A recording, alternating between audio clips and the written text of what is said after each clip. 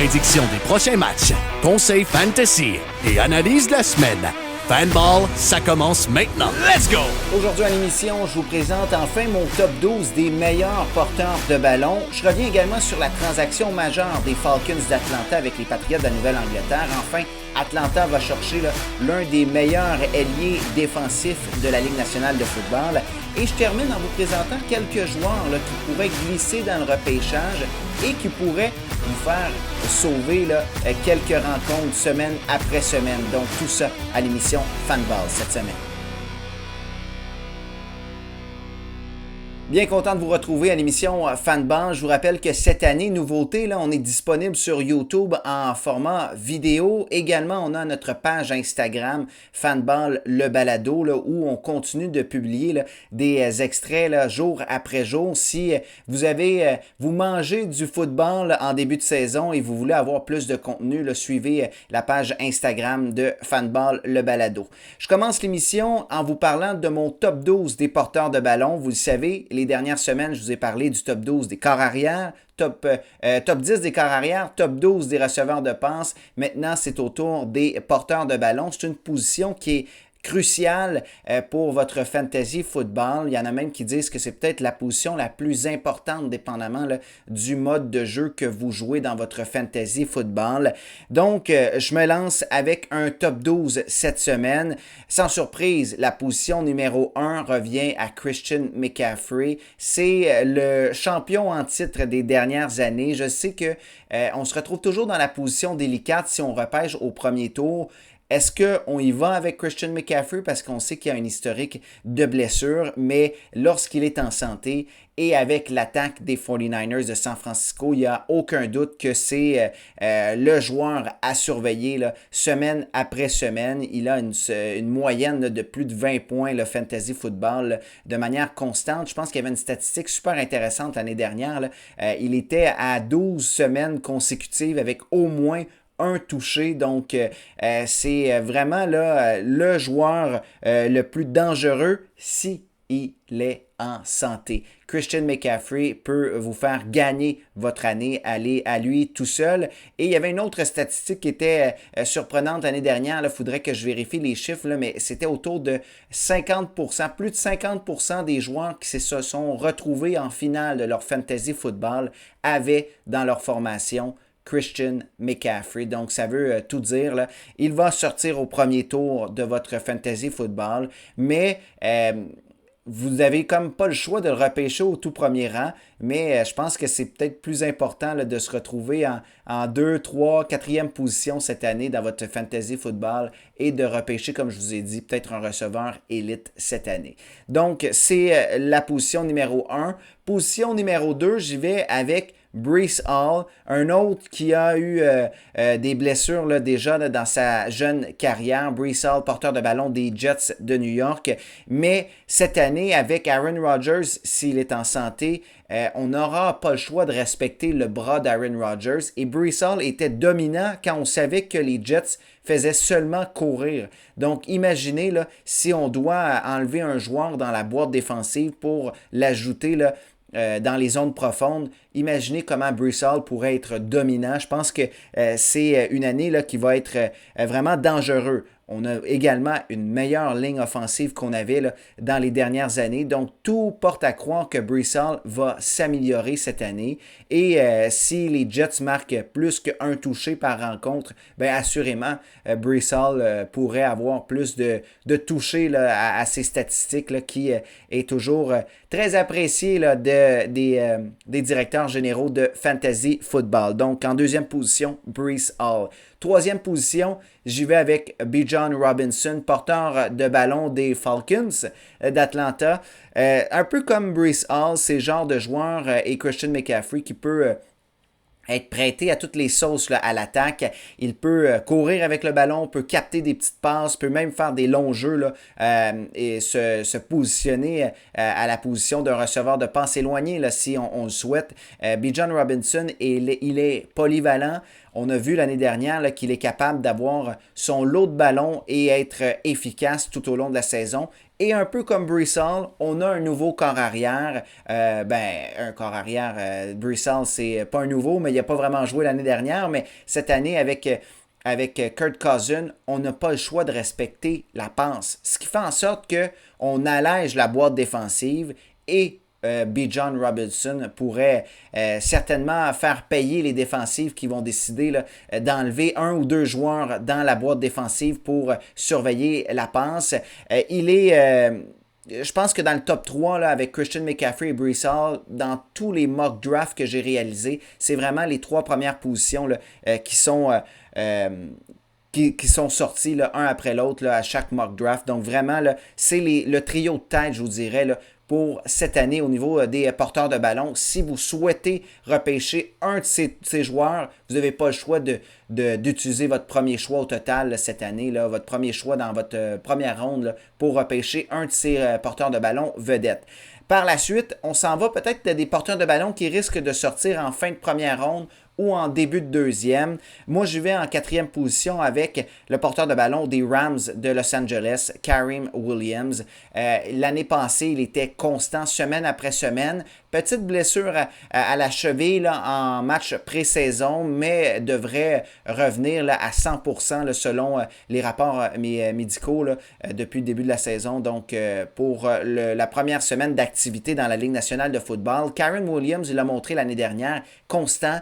Et dans l'attaque de Sean McVay, oui, on a un Puka Nacua, oui, on a un Cooper Kupp, oui, on a un Matthew Stafford, mais on adore faire des formations là, musclées, aller chercher un premier essai ou à courir en premier essai. Donc vraiment, là, on néglige aucunement le jeu au sol avec les Rams et c'est là qu'avec un joueur comme Kareem Williams, ça peut devenir très payant.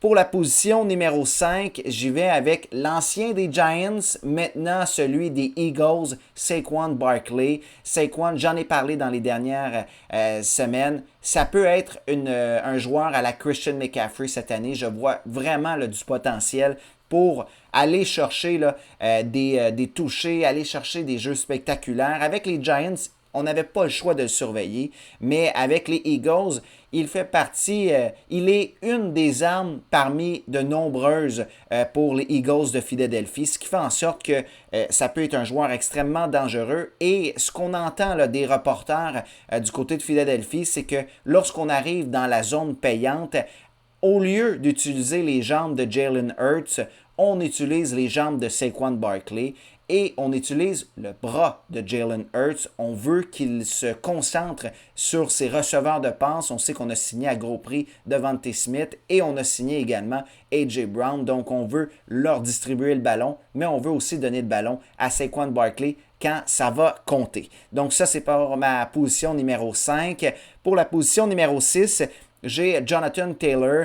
Il y a à peine, je pense, c'est 2 ans, il est sorti au premier tour, là, au premier rang, là, devant Christian McCaffrey. Il s'est blessé par contre. Il occupe un rôle avec les Colts d'Indianapolis essentiel à l'attaque. Par contre, on a toujours les jambes d'Anthony Richardson.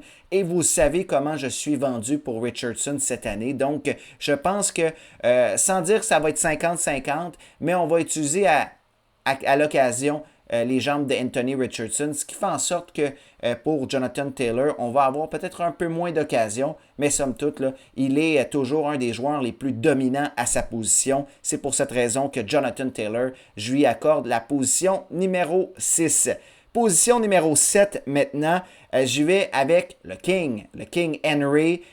Il est avec une nouvelle formation, les Ravens de Baltimore, mais les Ravens, c'est l'une des formations qui courait le plus souvent dans la zone payante. Donc, imaginez, on courait le plus souvent l'année dernière là, dans la zone payante parmi toutes les formations de la Ligue nationale de football et on avait des porteurs de ballon qui n'avaient pas le flair de Derrick Henry ou la prestance du King. Donc, je crois que ça va être dangereux. Là. Si les Ravens s'amènent dans la zone payante, on doit surveiller Mark Andrews, Zay Flower, Lamar Jackson à la passe, Lamar Jackson à la course et Derrick Henry. Donc, ça va être tout simplement là, spectaculaire cette attaque, surtout lorsqu'on s'approche de la zone payante. Et c'est pour cette raison que je pense que Derrick Henry, il va peut-être avoir moins de verges cette année, mais définitivement plus de touchés. Et c'est ça qui est très payant en termes de fantasy football. Donc, c'est pour cette raison que je lui accorde la position numéro 7. Position numéro 8, je suis convaincu que chez vous à la maison, vous êtes surpris de voir Jahmyr Gibbs un peu plus loin que ce que les experts prédisent. Je pense que Jahmyr Gibbs est très spectaculaire, a beaucoup de talent, mais je ne crois pas qu'il va réussir à dépasser là, les autres joueurs, surtout en mode standard. Peut-être en mode PPR, donc en points par réception. Jahmyr Gibbs est plus intéressant qu'un Derrick Henry parce que il est plus souvent utilisé là, pour des petites passes, contrairement à un Derrick Henry. On ne va pas lui lancer le ballon. Là. On lui donne le ballon pour qu'il détruise ses adversaires, mais sans plus. Pour Jahmyr Gibbs, c'est un scénario différent. Je pense qu'on va l'utiliser un peu partout. On va peut-être avoir une rotation un peu plus au niveau de la zone payante. C'est pour cette raison que pour les Lions de Détroit, Jahmyr Gibbs est un peu moins intéressant parce qu'on le fait courir pendant les 90 verges du terrain, mais lorsqu'on arrive à 10 verges, des fois on a tendance à changer de porteur de ballon parce qu'on sait que ça va être des gros plaqués et on veut éviter d'une blessure à Jahmyr Gibbs qui est fait un peu plus petit comme porteur de ballon, très agile, donc bon pour les réceptions de passes, bon pour aller chercher là, quelques verges pour surprendre la défensive, mais lorsqu'on s'attend à une course, c'est rare qu'on va mettre Jahmyr Gibbs et lorsqu'on s'attend à une course, c'est quand on approche de la zone début et c'est toujours là où c'est le plus payant pour les porteurs de ballon. Donc c'est pour cette raison que je lui ai donné le 8e rang. À l'opposé, un porteur de ballon comme Travis Etienne, où je lui donne la 9e position, on l'utilise un peu plus souvent à la porte des buts. Peut-être que Trevor Lawrence va distribuer un peu plus le ballon, donc va capter moins de passes pour Travis Etienne, mais va avoir les portées là, payantes, donc tout près de la zone des buts. Donc c'est pour cette raison que Travis Etienne, position numéro 9. On l'oublie des fois, hein? J'ai l'impression qu'on pense souvent là, à justement là, Jonathan Taylor, à Saquon Barkley en 2e ou 3e ronde. Et on oublie que Travis Etienne, il est extrêmement efficace. Là. À l'exception de sa première saison, sa saison recrue, où on lui a fait peut-être un peu moins confiance, on osait alterner là, au niveau des jeux au sol. À partir de sa saison 2, il est vraiment l'arme la plus utilisée pour les Jaguars de Jacksonville. Même en signant Calvin Ridley là, l'année dernière, on pensait qu'on utiliserait beaucoup moins Travis Etienne. Finalement, on s'est rendu compte qu'on utilisait tout simplement moins Ridley parce que Etienne était extrêmement efficace au sol. Donc, il ne faut pas le sous-estimer. C'est pour cette raison que je lui donne la position numéro 9. Numéro 10 maintenant, Isaiah Pacheco, il est tellement spectaculaire. Là. Lorsqu'il court avec le ballon, là, il a une arme dans ses yeux, il court avec tellement une intensité. Il est tellement difficile à plaquer au sol que les Chiefs n'ont tout simplement pas le choix de lui donner le ballon là, souvent. Même avec un Patrick Mahomes, on va distribuer le ballon, on va donner des séquences offensives à Isaiah Pacheco parce qu'il est extrêmement spectaculaire. Là. On dirait qu'il y a une démarche. Quand il court, là, il court avec vraiment, là, on dirait que chaque course qu'il effectue, il veut absolument se rendre dans la zone des buts. Même si il y a 90 verges de terrain devant lui, on dirait qu'il y a une chance de se rendre jusqu'au bout. Dès qu'il y a un joueur en défensive qui se présente sur son chemin, ben le premier, il est facilement là, dépassé. On doit se mettre à 2 ou à 3 joueurs pour l'arrêter parce qu'il a tellement une explosivité dans les jambes qu'il est extrêmement dangereux. Donc, Pacheco à la position numéro 10. Pour la position numéro 11, je vais avec Devon Achane des Dolphins de Miami. Tellement rapide, explosif, court peut-être avec un plus petit gabarit, donc plus en finesse, mais si on met un joueur devant lui, il est tellement rapide, un peu comme un Tyreek Hill qui peut facilement le dépasser sur la droite ou sur la gauche. Donc, c'est vraiment un joueur qui peut vous faire frapper un coup de circuit là, dès le début du match et vous assurer une victoire à lui tout seul. Je ne pense pas qu'il va être aussi constant, par contre, que d'autres joueurs dans mon top 12. Mais s'il connaît une bonne semaine, il va vous faire gagner cette semaine. Donc, c'est le genre de joueur qui peut faire 6-7 points une semaine et 32 points l'autre semaine parce que il a deux courses de 60 verges pour des touchés. Donc, facilement là, une vingtaine de points en 2 jeux. C'est vraiment ce genre de joueur à Miami. Et c'est le genre d'équipe à Miami où chaque joueur peut se détacher. Donc, si on a une couverture un peu plus faible envers un des joueurs, ben là, Tua et l'attaque de McDaniels va vous faire payer. Donc, c'est pour cette raison que je vais avec Achane à la position numéro 11. Et position numéro 12, j'ai décidé de le glisser dans mon top 12. C'est Kenneth Walker, porteur de ballon des Seahawks de Seattle. Il est très rapide. Il est dans une attaque où on lui fait de plus en plus confiance. On dirait que c'est toujours l'aspect des blessures ou que c'est plus difficile pour Walker. Mais cette année, je crois que l'attaque de Seattle va être beaucoup plus intéressante à regarder. Je vous en ai parlé, là, je pense qu'on va passer un peu plus le ballon avec DK Metcalf et le nouveau coordonnateur offensif. Ce qui fait en sorte que pour les équipes, on va arrêter de seulement surveiller le jeu au sol. Ça va être plus difficile quand on va s'emmener à Seattle. Et Walker, c'est le genre de joueur que il peut vous faire payer également là, avec une longue course. Je pense que c'est vraiment la raison pourquoi je l'ai mis en la position numéro 12. C'est le genre de joueur aussi que j'ai l'impression que les autres adversaires, les autres directeurs généraux là, de Fantasy Football sont un peu moins vendus envers Walker. Donc, il pourrait glisser un peu.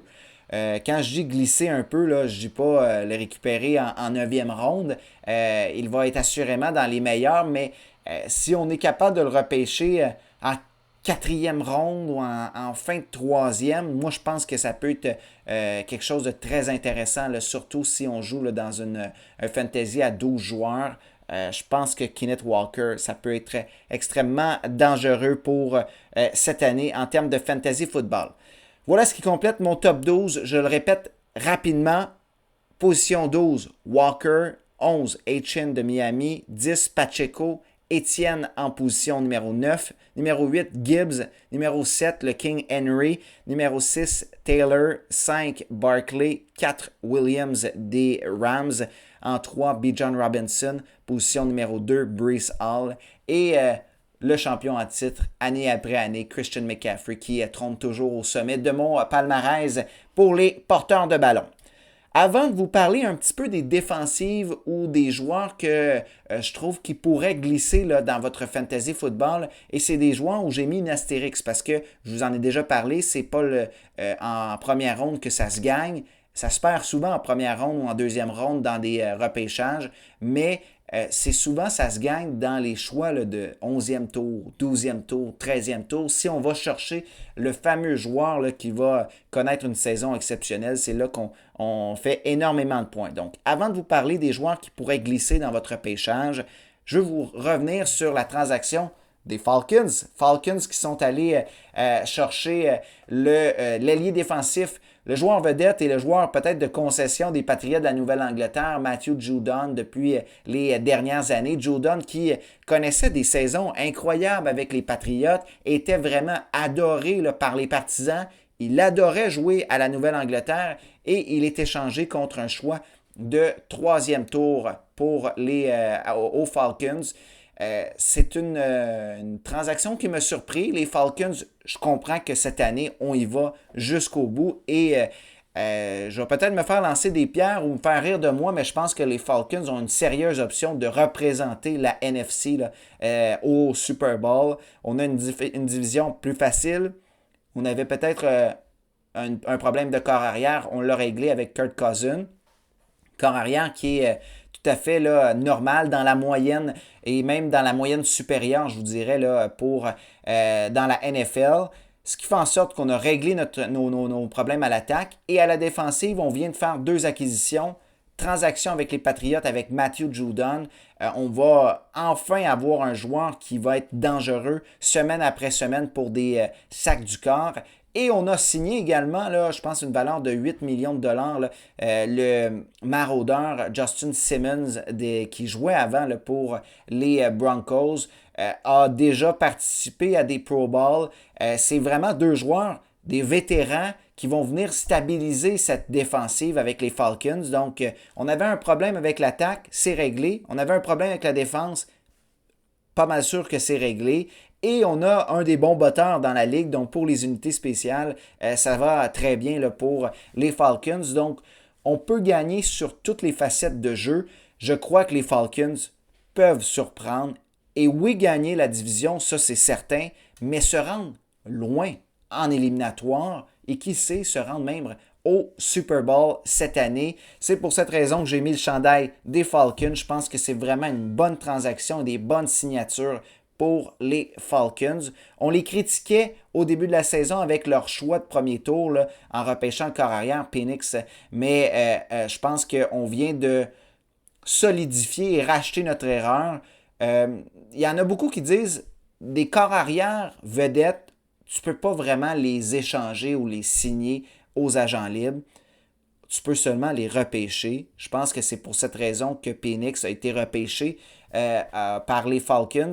C'est le genre de joueur que s'il connaît une carrière aussi souhaitable que ce que les experts le prédisent là, au niveau des experts, je vous dirais à l'intérieur des Falcons, là, on a frappé le coup de circuit. Et des joueurs vedettes en défensive, là, on peut aller les chercher, on peut les signer. Matthew Judon contre un choix de troisième ronde, même si on avait utilisé notre choix de premier tour pour repêcher un allié défensif, on n'aurait pas eu un joueur aussi dominant cette année que Matthew Judon. Donc, automatiquement, on vient de faire un très bon coup de la part des Falcons.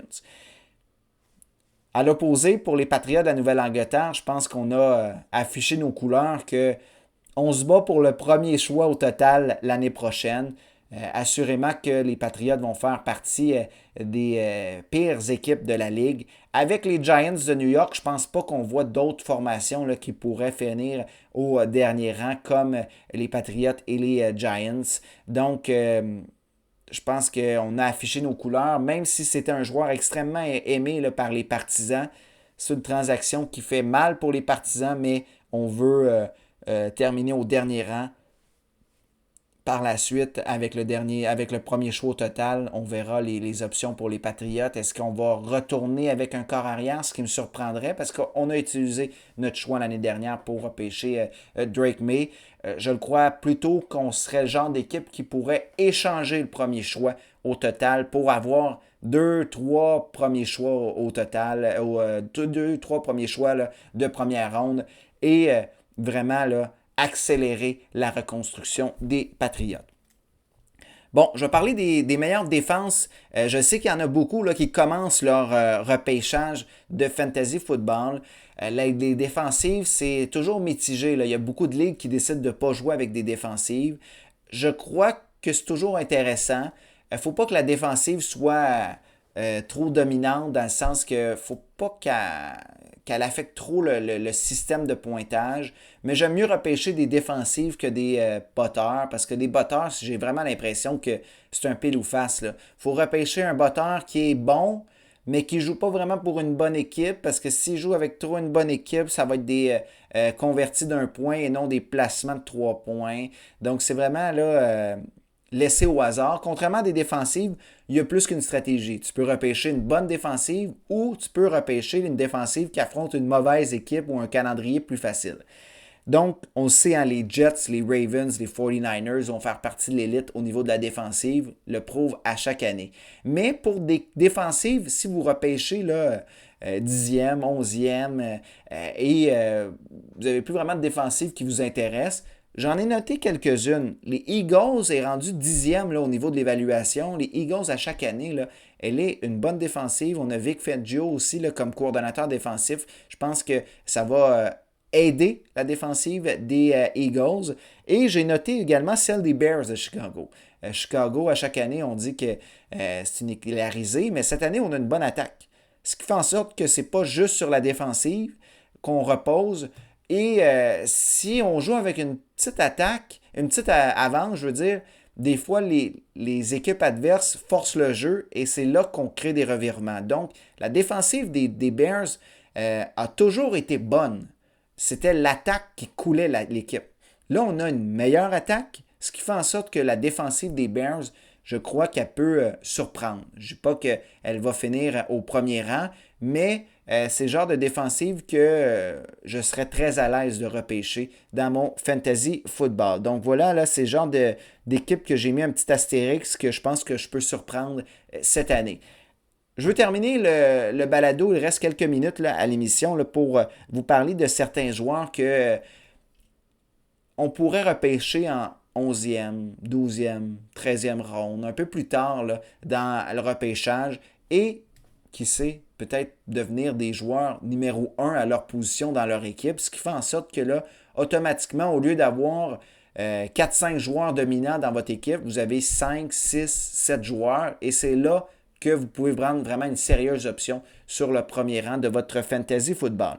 Je veux commencer avec le buzz qui circule autour du receveur des Bills de Buffalo, Keon Coleman. C'est un joueur recru. Il a tout un caractère ou un comportement à l'extérieur du terrain là, qui est très spécial comme joueur, bizarre, mais sur le terrain, il semble avoir déjà une belle chimie avec Josh Allen. On a perdu Stephon Diggs pendant la saison morte, donc ce rôle de receveur numéro 1 n'est pas comblé d'avance. Ce qui fait en sorte que j'ai l'impression que dès la semaine 1-2, ça peut bouger avec les Bills.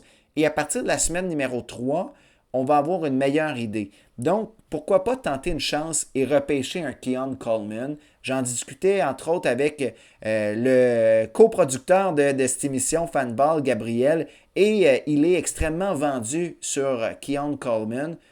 Je crois que ça peut être un genre de joueur là, qui peut surprendre cette année. C'est pour cette raison que je l'ai mis sur ma liste. L'autre joueur que je trouve qu'il est très bas dans les mock drafts, c'est Mike Williams, receveur des Jets de New York. Je comprends qu'il n'est pas à 100%. Il risque de commencer l'année là, coup-ci-coup-ça. Mais Mike Williams était un receveur dominant avec les Chargers. C'est une grande cible dans la zone des buts. Il est un grand receveur de passe, ce qui fait en sorte que Aaron Rodgers, année après année, il aime. Oui, il adorait un Davante Adams lorsqu'il jouait avec les Packers, mais vous vous souvenez, avec les Packers, il aimait également ses alliés rapprochés près de la zone des buts. Mike Williams, ce n'est pas un allié rapproché, mais c'est un receveur de passe qui a un fort gabarit. J'ai l'impression qu'à la porte des buts, ça pourrait être le joueur qu'on vise pour les Jets. Donc, je l'ai mis sur ma liste. Et c'est le genre de joueur qui sort vraiment plus tard que dans le repêchage. Il n'y a pas grand risque de le repêcher. Si ça ne fonctionne pas, on le laisse aller plus tard dans la saison pour un nouveau joueur. L'autre joueur que j'ai mis, c'est pour la position de porteur de ballon maintenant. Moi, j'ai Jerome Ford vraiment là, plus haut sur ma liste que où qu'il sort. Il sort quelques rangs avant Nick Chubb. Je crois vraiment que j'ai peur que Chubb, on ne retrouve plus le Chubb qu'on avait en début de carrière. Il revient d'une blessure presque impossible à soigner. Donc, on va se retrouver à un scénario comme l'année dernière et Jerome Ford était le genre de porteur de ballon qui a fait amplement le travail. Je pense qu'on pourrait le retrouver là, sur la liste un peu plus haut. C'est pour ça que moi je l'ai, c'est le genre de joueur qui peut être oublié et pourquoi pas sauter sur l'occasion pour le repêcher. L'autre porteur de ballon que j'ai sur ma liste qui peut surprendre, c'est le porteur de ballon des Titans, Tyjae Spears. Il est présentement un peu un 1A, 1B là, avec l'ancien des Cowboys qui est rendu avec les Titans. Donc, on se retrouve avec deux porteurs de ballon, même genre de gabarit, pas trop grand. Je vois pas pourquoi on ne donnerait pas plus une chance à Spears.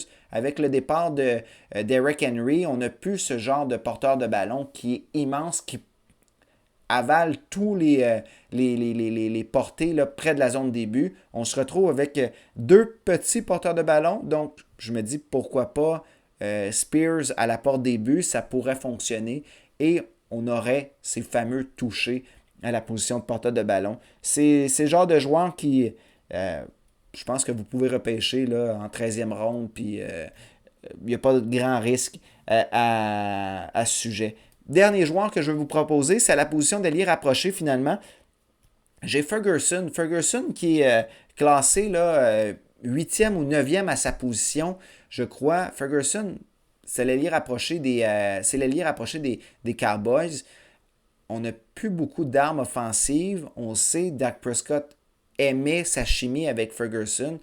Moi, je crois que Ferguson peut finir le 5e, 6e meilleur allié rapproché à son sommet. Ça serait vraiment une belle surprise, mais quand même, il a le potentiel d'aller chauffer les meilleurs alliés rapprochés là, semaine après semaine parce que il se retrouve dans une attaque où il y a beaucoup moins d'armes offensives qu'il y avait dans les dernières années. Donc, moi, Ferguson, je serais très à l'aise de repêcher. Là, si vous n'avez pas finalement là, des Laporta, Kelsey, là, on sait, là, McBride, même un peu plus tard, Kincaid, Pitts. Par la suite, moi, je vais avec Ferguson. Là, donc, ça peut être un choix de 8, 9e tour. Ça peut être intéressant là, pour repêcher s'allier rapproché des Cowboys. Voilà ce qui met fin à l'émission Fanball cette semaine. Merci d'avoir écouté l'émission semaine après semaine. Vous pouvez toujours nous laisser des commentaires, là, que ce soit sur YouTube, parce que l'émission est diffusée sur YouTube cette année, ou sur Instagram. Instagram, on publie quelques vidéos là, jour après jour, donc vous pouvez toujours partager. Et on veut vraiment créer cette petite communauté là, de football. Donc, n'hésitez pas à nous poser des questions. On va essayer de répondre du mieux qu'on peut. Et c'est souvent en discutant d'un sujet qu'on est capable de s'améliorer. Donc, pourquoi pas là, de créer cette communauté et venir nous suivre sur la page Instagram de Fanball. C'est super simple, c'est Fanball _ le balado sur Instagram. Voilà ce qui met fin à cette émission. Moi, je commence mes repêchages cette semaine. J'en ai un premier là, repêchage là, dans les prochains jours. Donc, je vais tenter d'exécuter mes stratégies et je vous reviens là, avec plus de détails la semaine prochaine. Merci d'avoir écouté Fanball. On se retrouve la semaine prochaine et bon football!